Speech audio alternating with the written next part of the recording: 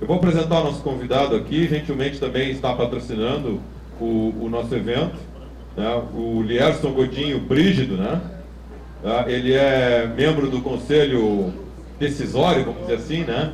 Da Digitel, um importante fabricante gaúcho aí de rádios licenciados, PDH, SDH, né? Tá? Em faixa de frequência fechada, portanto primário, né? Portanto com menos chance de interferência. Vamos discutir bastante sobre isso aí. Então eu pedi que, nos mesmos moldes da apresentação anterior, que o Lierson colocasse um pouco para nós. Ele já tem aí uma bagagem aí de quantos anos, Lierson? 20 anos, 30 anos? Não vamos falar disso, né? Vamos deixar aí vários enlaces, né? Mais de um, né, Lierson, instalados. Tá? Então, ele já tem bastante experiência nesse ramo. Muitos de nós estamos começando a trilhar esse caminho. É um mercado que até o ano passado, ano retrasado, era praticamente virgem para nós. E hoje é um mercado muito importante, muito interessante a ser explorado. Então vamos explorar melhor essas outras faixas aí, não ficar só no 2.4, 5.8, não só nas frequências multiponto, mas vamos também explorar bastante as questões de ponto a ponto. Vou ficar aqui na frente olhando os tweets de vocês e aguardando as perguntas. Então vou dedicar os minutos seguintes ao nosso convidado aqui. Muito obrigado, Lierson, em nome da diretoria da Internet Sul, por ter aceitado o nosso convite e dedicar aí uma hora e pouco do teu tempo aí, ou mais, para nós, tá? Eu acho que antes das 2 da tarde a gente está almoçando. Vai depender do pessoal. Bom, primeiro, obrigado pelo convite. É a segunda vez que a gente participa do evento da Internet Sul. Como ele disse, eu tenho um pouquinho de estrada aí em telecomunicações, exatamente 32 anos. Então a gente tem aí uma bagagem desde a época do analógico, passamos pelo digital e agora entramos na era da internet e do IP. Então vou falar um pouquinho de rádio. Eu acho que eu não preciso explicar conceitos básicos de rádio. Acho que vocês todos são usuários de rádio, não preciso explicar o que é um rádio, o que faz um rádio, quando eu uso um rádio. Mas vamos falar um pouquinho de como é que a coisa pode ser apresentada. Primeiro vamos falar um pouquinho das estatísticas, como é que está a evolução do mercado em termos de acessos, em termos de banda larga, de TV. Apenas números para que a gente tenha bem forte o conceito de que realmente a banda larga veio para ficar. Há muito tempo atrás a gente falava de 64 kilobits, era um absurdo. Eu me lembro, passei 2 anos, eu morei 2 anos na Alemanha, na época que eu trabalhava na Bosch, e nós fizemos uma estatística de consumo de banda de uma empresa que tinha 4.500 funcionários e na média mensal dava em torno de 68 kilobits a média, não precisava mais do que isso. Então 64K era mais que suficiente para atender todo mundo. Se a gente falar em 64K hoje, a gente morre de rir. Falar um pouquinho de estrutura de rede, espectros de frequências, questão de frequências licenciadas e não licenciadas, os equipamentos de radiação restrita, que são aqueles que hoje têm um uso bastante grande, e a gente está vendo uma migração natural em função o crescente uso das frequências não licenciadas, causando congestionamentos, clientes insatisfeitos e, forçosamente, a busca de novas alternativas. Sejam elas fibras, como o pessoal da Parque falou antes, sejam elas rádios licenciados. Alguma coisinha sobre cadastramento Anatel, principalmente no que se refere a rádios licenciados. Então existe aí todo um processo que tem que ser seguido. E aí, se sobrar tempo e se houver interesse, a gente fala um pouquinho da Digitel e dos produtos que a gente tem no segmento de rádio. A gente está expondo aí fora. Eu vou deixar isso aqui só se a gente tiver tempo. Para quem acompanha o mercado, a gente tem visto ao longo do tempo uma estabilidade na parte de telefonia fixa. Então, se a gente verificar aqui, telefones fixos realmente deixaram de ser a coqueluche. Eu me lembro que em 85 houve uma abertura de um plano de expansão. Eu moro em São Paulo, mas trabalho em Porto Alegre há 4 anos, então faço a ponte aérea Porto Alegre-São Paulo. Em 85, a Telesp abriu um plano de expansão de telefone. Eu saí correndo da firma, era 2h30 da tarde, consegui comprar uma linha, cheguei em casa às 3h30 da manhã com a minha mulher tendo ligado para tudo que era hospital, delegacia de polícia, porque eu não tinha como me comunicar com ela. Naquela época não tinha o telefone celular, e eu fiquei mais de 12 horas numa fila para comprar uma linha telefônica. É história para muitos de vocês aqui, acho que alguns nem se lembram disso, mas a partir de 85, 86 começaram as discussões do AMPS. Eu participei dessas discussões, naturalmente, e a gente pode ver que os celulares hoje já ultrapassaram em muito o número de habitantes. Então, realmente o mercado brasileiro explodiu em termos de celulares, principalmente por causa das funcionalidades, facilidades e principalmente a mobilidade que ele traz para todo mundo. Então, hoje é impensável alguém sair de casa sem o seu celular para qualquer que seja a aplicação. Eu acho que ainda hoje os serviços que podem ser oferecidos são mal explorados. Tem muita coisa que a gente poderia fazer, a gente está engatinhando frente ao que se faz aí fora. A TV por assinatura ela se manteve estagnada por alguns anos e de repente teve um boom. Então, a gente vê ali que a partir de 2008, 2009 começou a crescer de forma mais significativa. Hoje a gente já deve estar próximo de 18 a 20 milhões, devemos fechar este ano. E a banda larga, que parecia ser um patinho feio com todas as iniciativas do governo, todo o trabalho de realmente incentivar o uso pelas escolas, pelas crianças, de computadores, a banda larga teve a sua explosão e o número de usuários de internet, hoje o Brasil é um dos maiores, o que passa mais tempo conectado no mundo. Consequentemente, as densidades todas aumentaram, exceto a de telefonia fixa, que praticamente ficou a mesma. E o mais interessante é a parte de domicílios. Então, se a gente verificar aqui, houve também um crescimento com todo o incentivo que foi dado na parte de microcomputador. A gente vê também aqui um crescimento significativo de domicílios com computador. Mas ainda está longe do ideal, estamos longe de uma Coreia, não tem como comparar. Muita gente gosta de comparar o Brasil com a Coreia. Nós somos um país continental que é difícil a gente atender todas essas diferenças culturais, basta dividir pela área. Basta dividir pela área. Então não dá para a gente dizer que o Brasil está muito atrás, deveria ser como a Coreia, um país que cabe no estado de São Paulo. Obviamente, o que mudou nesses últimos anos foi o uso massivo da internet. Para quem participou do outro evento, esse slide é o único que eu trouxe de lá, tá? Porque eu acho bastante significativo, porque hoje eu principalmente só vou em banco quando tem uma coisa muito urgente. Eu não faço mais nada diretamente em banco, faço tudo pela internet, pagamento de contas e outros compromissos, e agora a gente está começando a fazer compras também pela internet. Então, realmente, ela trouxe uma mobilidade, uma vantagem muito grande, e a contrapartida disso é a demanda por capacidade das redes. Quando eu comecei em telecomunicações, o pessoal preferiu fazer os grandes backbones e depois encher os acessos. E aí eles esqueceram um pouco o backbone e encheram demais o acesso, e aí agora estão tendo que voltar de novo, e principalmente com o aumento de consumo de banda.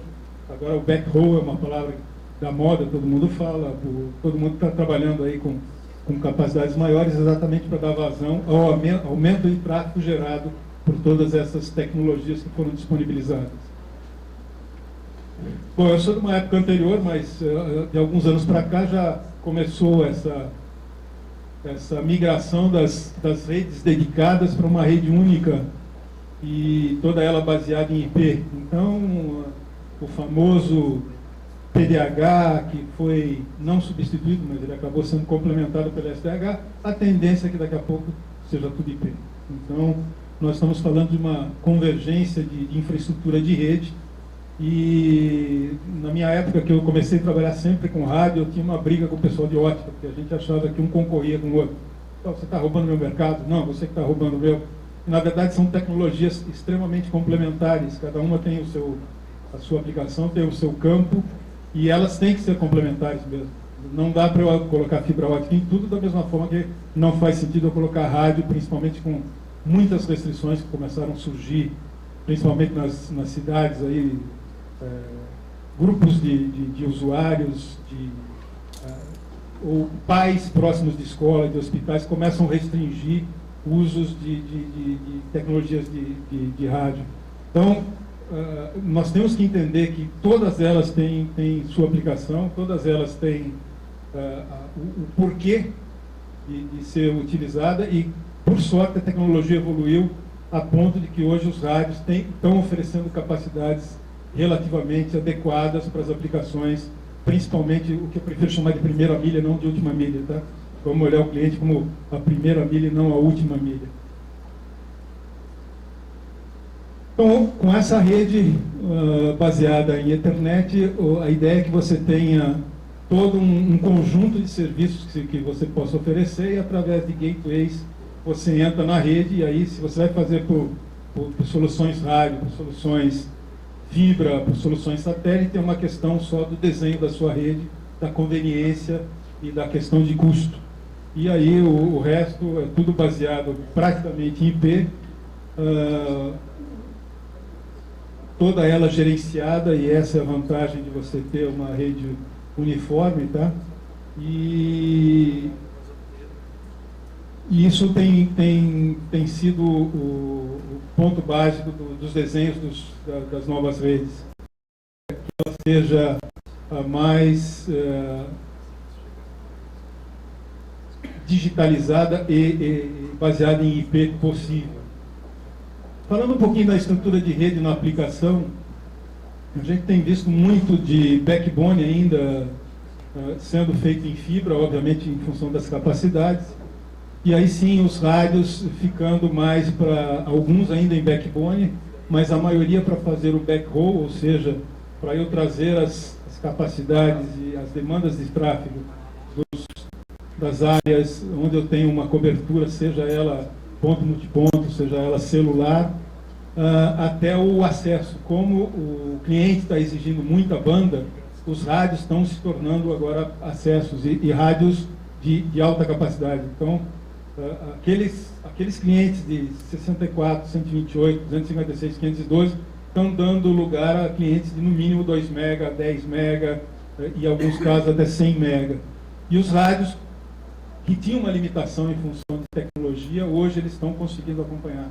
Nós estamos trazendo aqui no instante, pois para quem tiver a oportunidade, são rádios que a gente vai chegar até 1024 QM, a gente vai conseguir fazer 1 gigabit em frequências de 56 MHz. Então são rádios que começam a responder às capacidades que devem estar vindo pela frente, e nós já temos sentido muita necessidade de diversos, inclusive operadores de internet pedindo capacidades dessa magnitude para suas aplicações. Bom, falando um pouquinho do espectro de frequências, as radiofrequências se situam entre alguns kHz e alguns gigahertz. A partir daí a gente entra no infravermelho, ultravioleta, entra nas frequências que a gente estava vendo antes na apresentação de soluções PON. E especificamente a faixa de micro-ondas está ali situada entre 1 giga e 100 giga. Então é nessa faixa aí que a gente está falando de equipamentos rádio que permitem capacidade. Então o que acontece nessas faixas de frequência é que quanto maior a frequência, maior a banda que eu tenho. Ou seja, eu consigo transmitir mais megabits por segundo em função da largura de banda que eu tenho. Por outro lado, eu estou transmitindo no ar. Então eu tenho a contrapartida, a distância começa a ser começa a ser a restrição. Então, maior a frequência, eu tenho menor o alcance. Então, por isso que está o maior para cima, né? Quanto menor a frequência, maior o alcance e vice-versa. Essas são basicamente as frequências que a gente tem no espectro, desde... Eu preferi começar em 400 MHz, mas existem soluções de 100 MHz, 300 MHz, a famosa 440, 450, ou 450, 470, que agora está começando a entrar, está se prometendo fazer a licitação junto com 4G agora em julho. As tradicionais frequências de 1,5 GHz. Frequência de 2 GB é uma frequência relativamente nova no mercado. Nós também lançamos um produto que atende essa faixa de frequência. Ela permite fazer mais do que está aí. Essas são as taxas padrão, isso é taxa de norma, que estão totalmente desatualizadas em relação às tecnologias. Hoje a gente consegue fazer 100 megabits na banda de 2 GB. Tá? Depois as tradicionais, de 4 GB, 5 GB, 6, 6.7, 7,5, 8, 8,5, e aí vai. São todas as frequências que a gente tem, todas elas licenciadas. Significa o seguinte, eu tenho garantia do canal que eu estou usando. Eu sou obrigado a fazer o licenciamento, a registrar a minha estação, mas eu tenho a garantia de que esse canal é meu. Se eu sofrer algum tipo de interferência, eu posso solicitar uma intervenção da Anatel. Esse é o lado, diria que deveria ser. A gente sabe que na verdade não é bem assim. Existe um campo, existe um processo de cadastramento que a gente vai ver na frente, que é o CITAR, onde você registra a sua estação, e eu sistematicamente tenho problemas de levantar os dados do CITAR, fazer um estudo, definir uma frequência, chegar em campo e ter alguém usando essa frequência de forma ilegal. Então esse é um problema que infelizmente no Brasil a gente tem, não deveríamos ter, né, no Brasil do século XXI, mas infelizmente temos. E é uma realidade que a gente tem que considerar.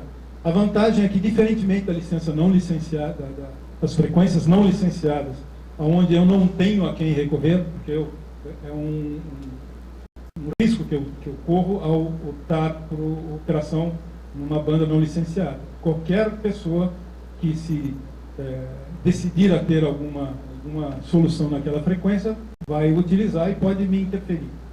Então, eu acompanhei no interior de São Paulo, cidade onde meus pais moram, é um programa do governo municipal, ele implementou todo o processo de cidade digital e começou com 2.4 e 5.8. Eu visitei em 2003 essa cidade. É um programa muito interessante, com um monte de aplicativos na área de saúde, na área de impostos, na área de controle de população, tudo isso automatizado, frequência de escolas. Então, sabiam se uma criança não aparecia 3 dias na escola, mandavam um agente do município para saber o que tinha acontecido. Se faltava numa consulta, eles tinham todo esse controle, controlava realmente um Big Brother dentro dessa cidade. E quando eu conversei com então, o secretário de tecnologia da cidade, eu falei, poxa, muito interessante, mas me preocupa você começar com essas frequências. Não tem problema. Eu voltei alguns anos depois, ele já estava começando a substituir por fibra e por rádios licenciados, porque é muito comum em cidades pequenas o pessoal ter uma loja na cidade, ou um escritório, alguma coisa e um sítio, né? Então eles colocavam um linkzinho não licenciado e começaram a ter interferência na plataforma da cidade. Então eles começaram a migrar toda essa estrutura em 2.4 e 5.8 para frequências licenciadas e começaram a fibrar a cidade. E aproveitaram para incluir agora todo o sistema de monitoração com câmeras de vigilância. Então, uma cidade extremamente segura. Eu tive com a prefeita 2 anos atrás e ela me mostrou que não existe uma pessoa, uma favela na cidade. Eles têm controle absoluto e criaram o famoso cartão do cidadão lá, que eles controlam 100%. Tá? Então, a questão das frequências não licenciadas, eu abri esse parênteses aqui só para mostrar que é interessante você começar com frequência não licenciada, primeiro pelo custo de estrutura de rede, pela rapidez de instalação, pela independência de você começar a tua rede, mas tem que haver a consciência de que mais dia menos dia, em função de crescimento da base de clientes, em função de crescimento de demanda, você pode passar a ter problemas e ter que buscar alternativas, entre elas com rádios licenciados. E é o que tem acontecido, nós temos tido muitas consultas para soluções de rádios licenciados. As frequências tradicionais para rádios não licenciados são essas, 2.4, 5.4, 5.8. Eu coletei aqui algumas imagens de diferentes rádios, não são rádios da Digitel, são rádios de mercado apenas para ilustrar, vocês devem conhecer, além desses, diversos outros, mas são os rádios ou as frequências mais comumente utilizadas. E eu vou falar um pouquinho, aí sim, eu vou ter que entrar um pouquinho na legislação de radiação restrita. Essa tabela consta de uma das regulamentações da Anatel, que trata de taxas em que não é admitido o uso de equipamentos de radiação restrita, é apenas informativo. Ninguém precisa decorar, não vou fazer chamada oral no final, mas são faixas de frequência em que equipamentos de radiação restrita não podem ser utilizados. Agora, embora tenha um monte de coisa escrita aqui, eu não vou me ater a isso. É simplesmente para que vocês tenham a informação do que existe na legislação. Então, o equipamento de radiação restrita é aquele que, obviamente, o equipamento tem uma irradiação eletromagnética dentro de limites estabelecidos pela Anatel. E esses limites têm que ser certificados, ou seja, esses equipamentos têm que ser certificados junto à Anatel. Então, a primeira preocupação que a gente tem que ter quando utiliza equipamentos na planta é que eles estejam devidamente certificados. Porque, estando certificados, a gente tem certeza de que eles estão dentro dos limites, não vão gerar interferências além daquelas que são admitidas. Depois existe toda uma parte com referência à autorização para prestação de serviço de telecomunicações. Se você está fazendo uso de equipamentos de radiação restrita, você não precisa ter a licença de frequência. Mas em alguns casos você precisa licenciar a estação. Então existe na regulamentação Anatel estes casos. Então, por exemplo, quando você está fazendo uso dessa tecnologia e está saindo do seu ambiente, ou seja, está extrapolando uma edificação ou propriedade móvel ou imóvel, você precisa documentar isso na Anatel. Você precisa solicitar autorização de serviço e licenciar a estação. Existem algumas operadoras hoje que estão fazendo uso da tecnologia Wi-Fi para complementar a capacidade do 3G. Então, o pessoal está colocando em paralelo. Como o 3G está ficando estrangulado, eles estão usando o Wi-Fi externo para fazer exatamente... em vez de você usar o 3G, você usa o Wi-Fi, você tem a mesma saída. Então, eles estão fazendo uma cobertura paralela. Como normalmente são estações externas que cobrem uma área maior, eles são obrigados a licenciar. Então, essa é um outro tipo de aplicação que a gente tem visto aqui no mercado, e muitas das grandes operadoras estão partindo para essa aplicação. Depois existe também, quando essa rede não licenciada de radiação restrita for utilizada para suportar uma rede de telecomunicações de uso próprio, você não precisa da autorização do serviço, mas precisa cadastrar a estação no banco de dados da Anatel. E existe um caso em que aplicações acima de 2,5 GB para cidades acima de 500 mil habitantes e com potência IRP superior a 400 miliwatts, aí nesse caso você precisa tanto da autorização de serviço quanto do licenciamento das estações. Então são regras básicas, acho que é só um refresh, todos vocês já sabem disso, mas eu acho que é importante a gente deixar essas coisas claras. E o que eu ressaltei em vermelho, não é segredo para ninguém, os equipamentos de operação de radiação restrita, eles operam sempre em caráter secundário, ou seja, não existe nenhuma garantia quanto a interferências. Então, esse é o problema que a gente tem visto na maioria dos casos, de alguém que se compromete com uma qualidade de serviço do seu cliente, o famoso SLA, e começa a sofrer interferências, então não tem o que fazer. Ou se muda a faixa de frequência, ou se muda a solução.